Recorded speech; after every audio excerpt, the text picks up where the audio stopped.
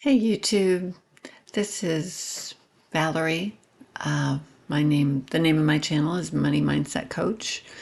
Um, I have a certain video. It's like I try to come up with ideas. I always have ideas in my head, but the experience that I had yesterday and today concerning one of my credit cards, I just wanted to share.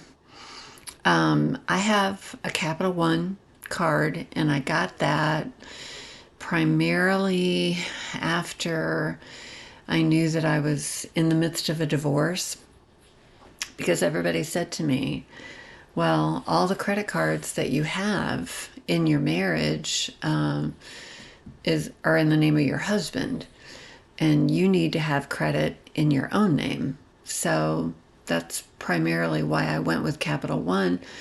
And I was amazed because it's like I got online and they gave me a credit limit of $10,000, which really surprised me because it's like my income wasn't that much. I was kind of surprised they were giving me as much as they were.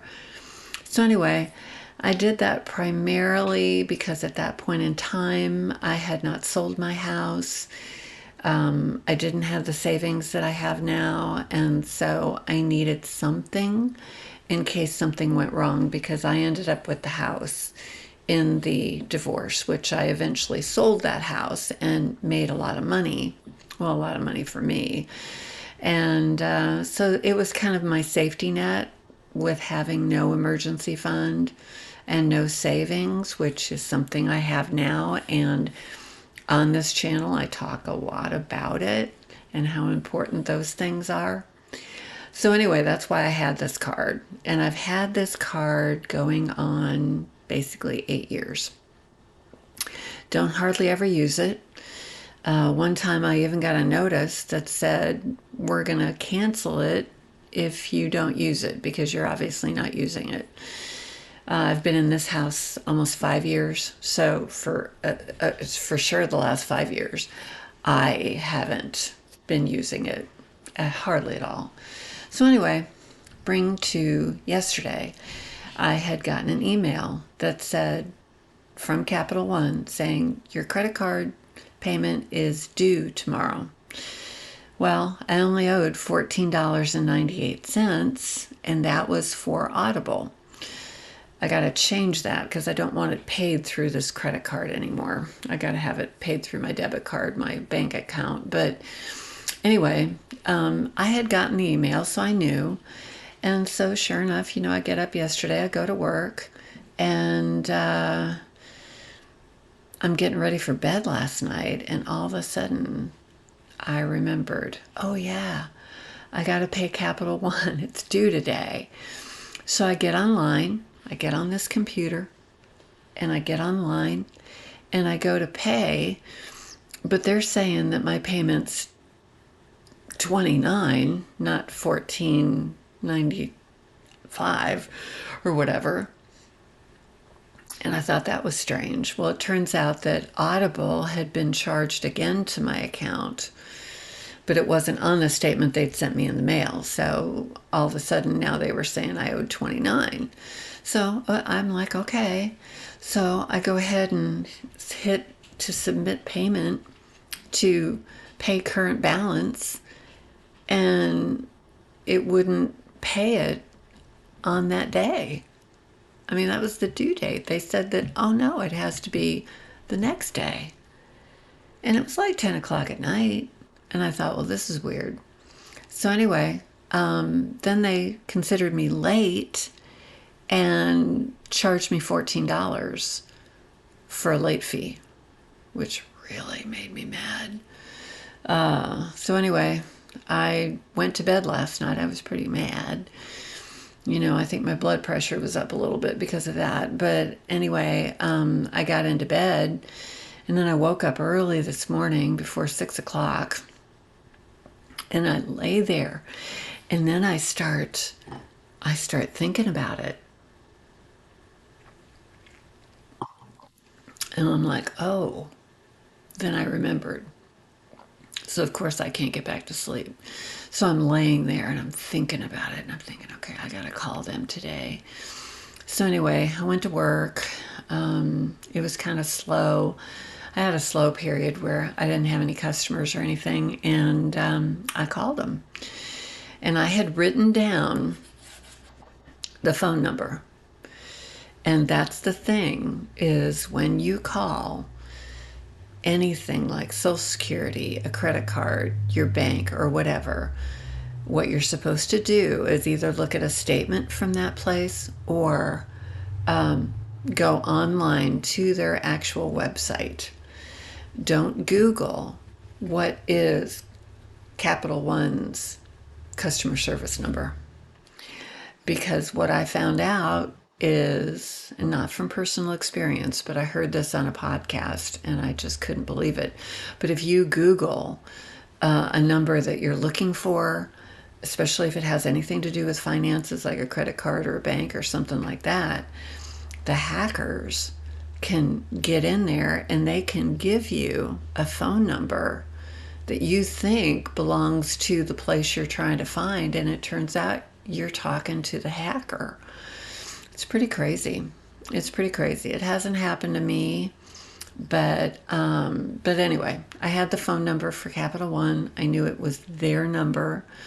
No chance of it being a hacker or anything. And I called and talked to this guy, and this guy was really nice. But I was kind of upset. I'd been stewing about it all morning and thinking about it. And so I get on the phone with him, and I was obviously kind of mad. And I just explained to him, I said, I'm trying to make it on the due date. It would not take it. It said it had to be paid today. It charged me a $14 late fee. I want that late fee. I just came out and said, I want that late fee waived, and I don't want this reported to the credit bureau that I was late, because I wasn't. And the guy was nice. He says, oh yeah, he says, we can do that, don't worry about that, but he could tell I was upset. Well, then after he said he would do that, then I calmed down. And I said to him, I said, I'm sorry. I said, this isn't your fault. I said, you probably get calls like this all the time with people being upset. And he sat there and he said, you have no idea. You have no idea the kind of phone calls and that. So then I kind of felt like, you know what? Want to make this guy's day a little bit better. And I just said to him, I said, well, you have a really good day the rest of the day. I'm sorry. This is not your fault. I was upset. Thank you so much for helping me. And I think that's important to do in this age of the internet. And so many times I can look at Facebook, and the comments and the things that people are saying is just awful. And it's just terrible the way that some people will talk about other people that they don't know, that they would never say that to them face to face. So yes, I was upset, but he made it right. He fixed it for me, and I wanted to show my appreciation for him doing that. So I did. And so he said, well, you have a really nice day too. But all of this to say that credit cards, they're bad news. They take your interest. If you don't pay it at the end of the month and keep from paying interest, if you're late, that was the other thing. I looked at my actual bill because I was really looking at it, because I thought, well, maybe somewhere it says if payment is tried to be made after 10 o'clock on due date, they wouldn't accept it and it'd have to be on the next day. I really thought maybe there was something in there somewhere, in the small print. And as it turned out, I didn't find anything like that. So I thought I had a pretty good case. But the fact is, one thing I did see under what I owed and, interest being paid, which I don't pay any, it said, underneath that, it said, if payment is not received by the due date, we can charge you up to $40 for a late charge. And I thought I always remembered credit cards having a certain amount of what their late charge was. I didn't know that they could just say, "Hey, yeah, let's charge this person $40. Let's charge this person 20." They charged me 14. And I don't know exactly why. I know my balance was only $14.95, so maybe that was part of it. I don't know. But yeah, they can charge you up to $40 for a late charge. And that to me is just scary. And the thing is if you've got 2 or 3 or 5 credit cards, it's a lot of work unless you auto pay them. It's a lot of work to keep track. That's why I never liked credit cards because I didn't, you always had to, you felt like you had all these balls in the air. Oh, yeah, this one's due on this day. This one's due over here. This one's due at the end of the month. This one is due at the beginning of the month. It can be stressful just trying to remember and have the due dates down and have everything paid on time because of what the late charges could be if if you forget. And there were times where that definitely happened when I was married. It was a lot to keep track of. Plus, you had your utilities. I don't like payments. I don't like payments. I don't have a car payment. I do have 2 credit cards, but I hardly have anything on them. And my credit card through PNC, I think I use that just when I get gas because I get 4% cash back. That's the only reason I even use it. I don't need a credit card. I have the money to buy whatever I need to buy. And if I don't have the money for it, I don't buy it. I just don't. I'm not going to go into debt for something like that. I'm just not. So anyway, this is my credit card story. Credit cards are just, they're not a good thing. Emergency fund, budget, then 3 to 6 months living expenses.